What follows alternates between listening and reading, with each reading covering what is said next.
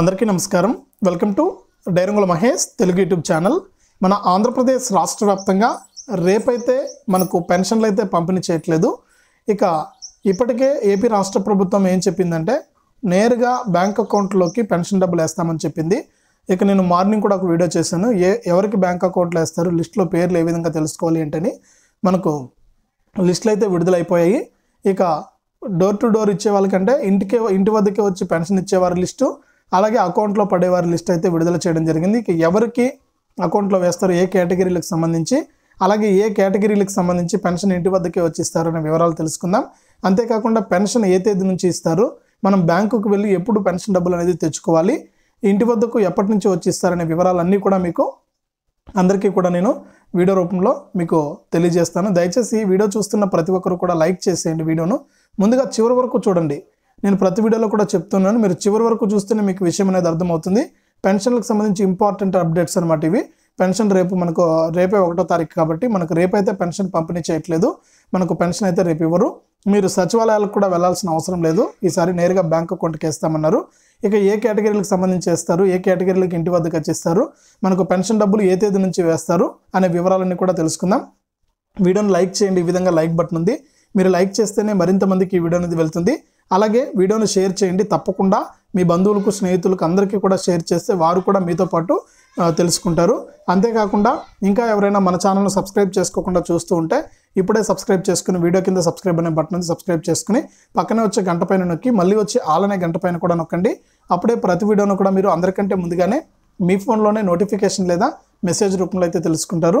దయచేసి ప్రతి ఒక్కరు కూడా వీడియోను లైక్ చేసి షేర్ చేసి సబ్స్క్రైబ్ చేసుకోండి. ఇక వివరాల్లోకి వెళ్తే మన ఆంధ్రప్రదేశ్ రాష్ట్ర వ్యాప్తంగా మనకు ప్రతి నెల కూడా 1వ తారీఖు నుంచి పెన్షన్ల పంపిణీ అయితే ఉంటుంది. ఇక గత నెల నుంచి కూడా మనకు ఎన్నికల కోడ్ అనేది అమల్లో ఉండడం వల్ల ఈ ఏప్రిల్ నెల పెన్షన్లు మనకు సచివాలయాల వద్ద అయితే ఇచ్చారు. సచివాలయాల వద్దకు అందరినీ రమ్మని, ఆధార్ కార్డులు తీసుకొచ్చుకోమని మనకు పెన్షన్లు అయితే సచివాలయాల వద్ద ఇచ్చారు. ఇక చాలామంది వెళ్ళలేక, చాలామంది ఎక్కడిస్తారో పెన్షన్ తెలియక ఇబ్బందులు పడి కొంతమంది చనిపోవడం కూడా జరిగింది. ఈ నేపథ్యంలో మనకు ప్రతిపక్షాలు, ప్రభుత్వం కూడా మనకు ఎన్నికల కమిషన్కి అయితే ఫిర్యాదులు చేశాయి. ఈ విధంగా పెన్షన్లు అయితే పంపిణీ చేయడానికి వీల్లేదు, లబ్ధిదారుల వద్దకే వెళ్ళి పెన్షన్ ఇవ్వాలని నిర్ణయించడం జరిగిందనమాట. ఇంకా గతంలోనే మనకు అంటే ఈ నెల, ఇప్పుడు ఏప్రిలే కదా, ఈ రోజు లాస్ట్ రోజు, రేపు 1వ తారీఖు కదా, మనకు ఈ నెలలోనే మనకు కంప్లైంట్స్ అయితే చేశారు ఎలక్షన్ కమిషన్కు. ఈ విధంగా పెన్షన్లు పంపిణీ చేస్తే మేము ఊరుకోము, మాకు వేరే పద్ధతిలో మాకు పెన్షన్లు అయితే పంపిణీ చేయండి, ప్రజలు ఎవరు కూడా ఇబ్బంది పడకూడదని ప్రభుత్వాలు అయితే, అంటే ప్రతిపక్ష పార్టీ అయితే మనకు ఫిర్యాదు అయితే చేసింది ఎన్నికల కమిషన్కు.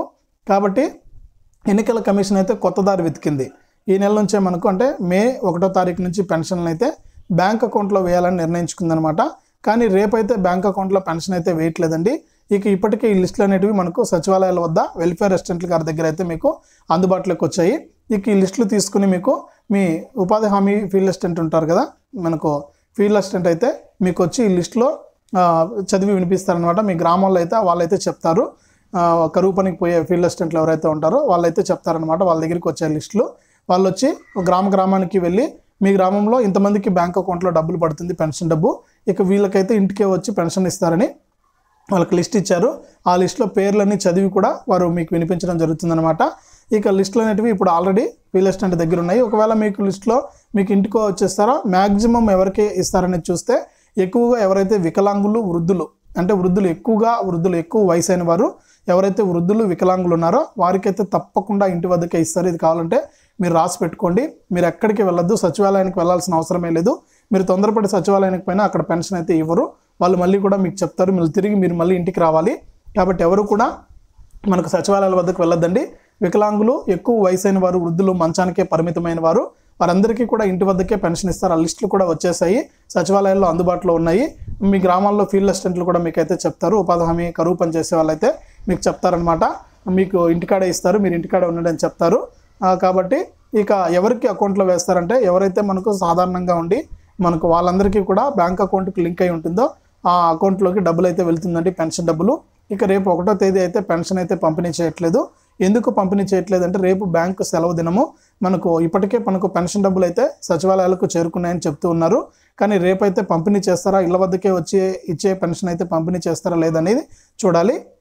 ఒకవేళ రేపు కనుక పంపిణీ చేయకపోతే మీకు 2వ తారీఖు నుంచి పంపిణీ చేస్తారు. ఇక రేపు బ్యాంకులు సెలవులు కాబట్టి మీకు పెన్షన్ డబ్బులు రేపు జమ అయ్యే అవకాశం లేదు మీ యొక్క బ్యాంక్ ఖాతాల్లో. మీకు నేరుగా అంటే 2వ తారీఖు నుంచి 5వ తారీఖు వరకు బ్యాంక్ అకౌంట్లోకి ఈ పెన్షన్ డబ్బులు అయితే జమ చేస్తుంది ఏపీ రాష్ట్ర ప్రభుత్వం. ఎన్నికల కమిషన్ ఆదేశాలతో కొత్త పద్ధతి అయితే తీసుకొచ్చారు కాబట్టి మీకు నేరుగా రేపు ఇవ్వరు. 1వ తారీఖు రేపు కనుక రేపు పెన్షన్ అయితే మనకు బ్యాంక్ అకౌంట్లో రాదు. బ్యాంకు సెలవు కాబట్టి, మేడే కాబట్టి బ్యాంక్ సెలవు. ఇక 2వ తారీఖు నుంచి 5వ తారీఖు వరకు నేరుగా మీ యొక్క బ్యాంక్ అకౌంట్లోకి డబ్బు వస్తుంది. మీరు బ్యాంకుకు వెళ్ళి మీరు డబ్బులు అయితే తీసుకోవచ్చు అనమాట. కాబట్టి ఈ విధంగా మీకు డబ్బులు అయితే పెన్షన్ డబ్బులు అయితే అకౌంట్లోకి వేస్తారు. ఇక మీకు కంగారు అనేది ఉండొచ్చు, ఏ అకౌంట్లో మాకు డబ్బు వస్తుంది అని మీరు అనుకోవచ్చు. మీరు ఏదైతే మీకు ఆధారు ఫోన్ నెంబర్ అనేది లింక్ అయి ఉంటుందో మీ యొక్క బ్యాంక్ ఖాతాకు, మీరు చివరిగా బ్యాంక్ అకౌంట్ ఏదైతే చేస్తుంటారో పోస్ట్ ఆఫీస్ అకౌంట్ కానీ బ్యాంక్ అకౌంట్ కానీ ఏదైతే చివరిగా చేస్తుంటారో ఆ బ్యాంక్ అకౌంట్కి మీకు ఆధారు ఫోన్ నెంబర్ లింక్ అయి ఉంటుంది కాబట్టి నేరుగా ఆ బ్యాంక్ అకౌంట్లకి డబ్బులు అయితే జమ అవుతుంది. మీరు 2వ తారీఖు నుంచి డబ్బులు అయితే తీసుకోవచ్చు. 2వ తారీఖు నుంచి 5వ తారీఖు వరకు ప్రభుత్వం మీ యొక్క బ్యాంక్ ఖాతాలోకి పెన్షన్ అమౌంట్ వేస్తుంది.